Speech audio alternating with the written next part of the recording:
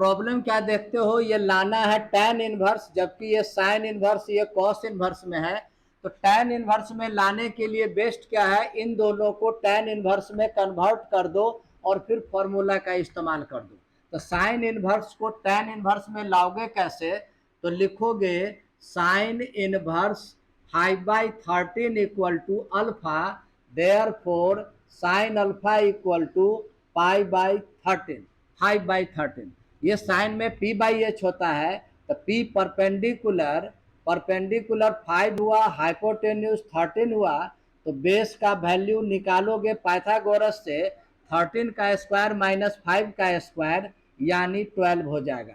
तो अब हम लोग tan अल्फा लिख दें, तो tan alpha p by B होता है, 5/12 हो जाएगा। तो alpha equal to tan inverse 5/12, alpha का वैल्यू पुट कर दो, यानी निकल गया साइन इनवर्स 5/13 के जगह पर हम लोग tan इनवर्स 5/12 लिख सकते हैं। एक हो गया।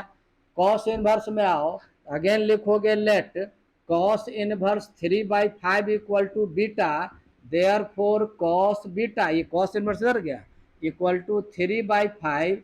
तो गौर करोगे कॉस में b/h होता है, बेस हुआ 3, हाइपोटेन्यूज हुआ तुमको 5, तो परपेंडिकुलर पाइथागोरस थ्योरम से निकालोगे तो आ जाएगा 4। अब लिख दो tan beta equal to p/b 4/3, यानी beta equal to tan inverse 4/3, इतना इक्वल टू tan इनवर्स 4/3। तो क्या देखे, जहां पर साइन इनवर्स है उसको tan में और cos इनवर्स को tan में ले आए।